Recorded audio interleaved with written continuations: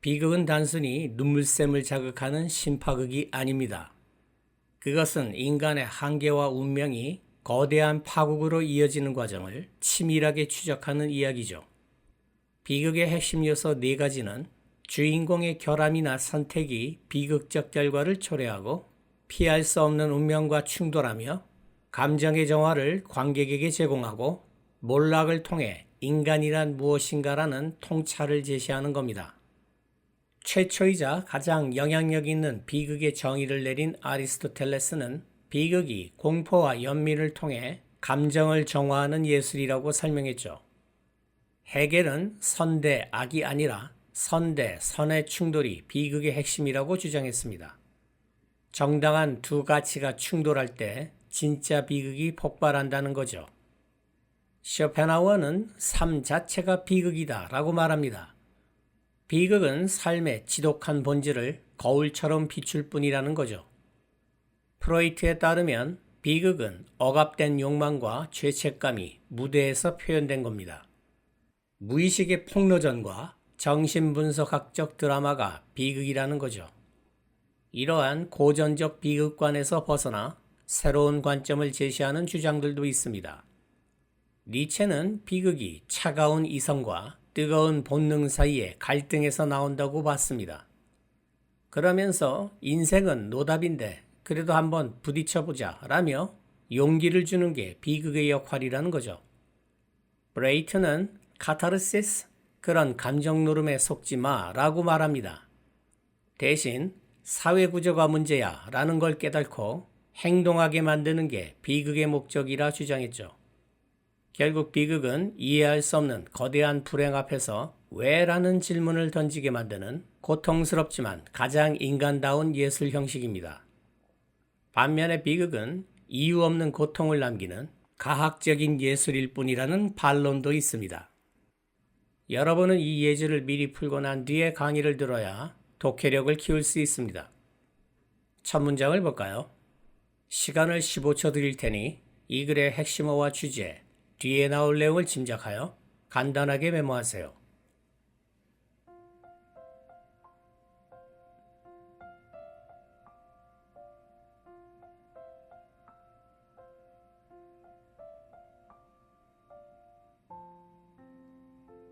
같이 봅시다. 세상의 고귀함은 누군가는 생각하겠지만 오히려 더 잘 증명되었을 것이다. 햄릿이 결투에서 살아남는 것에 의해 살인을 저지른 삼촌의 음모에 굴복하는 것보다, 햄릿이 계략에 빠져 죽는 것보다 결투에서 이기는 게 더 고귀한 결말이 아니냐고 생각하는 사람이 있을 수 있다는 뜻입니다. 비극보다는 해피엔딩을 선호하는 사람도 있다는 말이죠. 어쨌든 핵심어는 햄릿, 주제는 햄릿의 결말이 해피엔딩이 아닌 이유 정도 될 것 같습니다. 뒤에 나올 내용은 햄릿의 결말이 비극적인 이유가 나오지 않을까요? 문제를 봅시다. 윗글의 주제로 가장 적절한 것은 1번 실제 세계와 드라마의 차이, 2번 드라마의 불행한 결말, 즉 사디즘의 증명, 3번 왜 우리는 드라마에서 주인공의 죽음을 즐기는가, 4번 비극과 희극의 극적 역설이란 무엇인가. 보기 2번과 3번이 정답에 가까워 보이지만 정답을 확신할 수 없습니다. 두괄식이 아니라는 말이죠. 계속 읽어봅시다. 로미오와 줄리엣이 계속 살아남았던 세상이 적어도 똑같이 아름다워야 한다. 그들이 주로 오해 때문에 죽었던 세상만큼이나.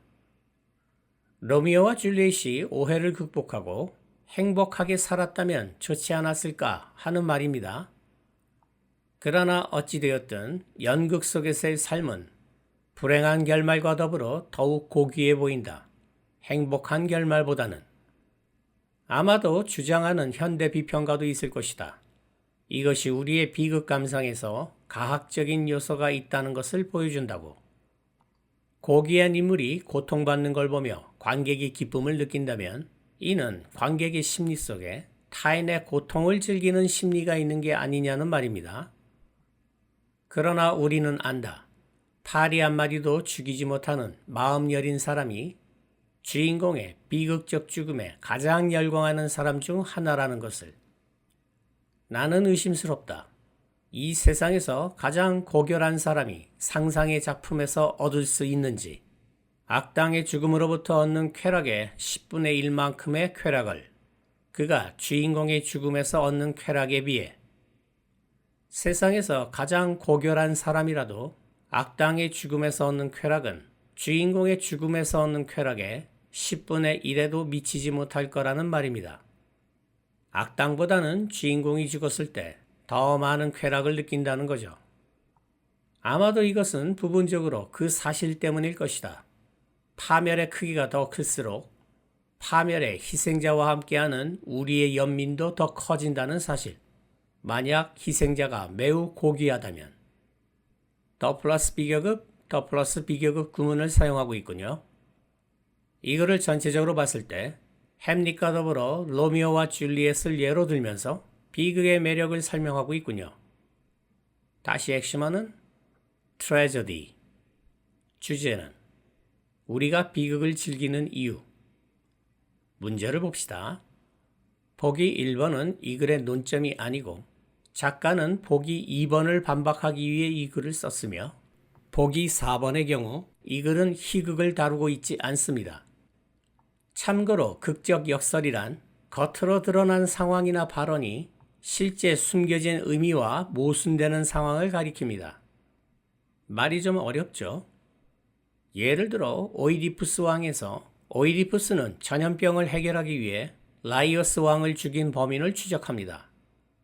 관객은 처음부터 오이디푸스가 바로 그 살인자라는 걸 알고 있습니다. 오이디푸스가 범인을 저주하며 그를 찾아내겠다라고 외치는 순간 그 저주와 맹세는 오이디푸스 자신을 향하게 됩니다. 이처럼 인물의 의도가 관객이 아는 진실과 정반대의 결과를 낳을 때 극적 역설이 발생합니다. 어쨌든 정답은 3번. 셰익스피어는 16세기 후반 영국 르네상스의 황금기를 대표하는 작가입니다. 그는 희극도 많이 썼지만 오늘날에는 그의 4대 비극으로 더욱 유명합니다. 셰익스피어 비극의 가장 큰 특징은 주인공이 내재하고 있는 성격적 결함 때문에 파멸할 수밖에 없다는 겁니다. 이는 비극의 핵심 요소 중 하나인 주인공의 결함을 잘 보여주죠. 추락하는 것에는 날개가 있다라는 말처럼 주인공을 높이 올려준 그 힘이 결국 자신을 파멸로 몰아넣게 되는 겁니다.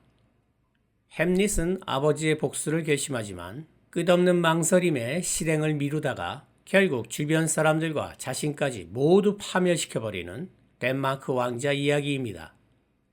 주인공의 결함은 우유부단이죠. 리어 왕은 오만에 사로잡혀 왕국을 충성스러운 셋째 딸에게 맡기지 않고 골고루 나누어 준 결과 모든 것을 잃고 광기에 빠지는 늙은 왕의 몰락을 그린 이야기입니다. 주인공의 결함은 오만이죠. 오셀러는 용맹한 장군이 간악한 부하인 이아고의 가스라이팅에 넘어가 질투에 사로잡혀 사랑하는 아내를 살해한 뒤 자신의 오해를 깨닫고 파멸하는 이야기입니다. 주인공의 결함은 질투죠. 맥베스는 마녀들의 예언이라는 떡밥을 덥석 물고 야망에 사로잡힌 장군이 왕을 살해하고 권좌에 오르지만 연이은 폭정과 죄의식으로 인해 몰락하는 과정을 그린 이야기입니다. 주인공의 결함은 야망이죠. 셰익스피어의 4대 비극을 읽는 것은 인간 본성의 어두운 심연을 탐구하는 과정과 같습니다. 게다가 셰익스피어가 운율을 살리기 위해 문법을 파괴하면서 엄청난 어휘력을 구사했기 때문에 원문을 소리내어 읽으면 노래를 부르는 듯한 즐거움을 맛볼 수 있죠. 다만 같은 이유로 만만하게 생각하고 읽었다가는 엄청난 좌절감을 맛볼 수도 있습니다.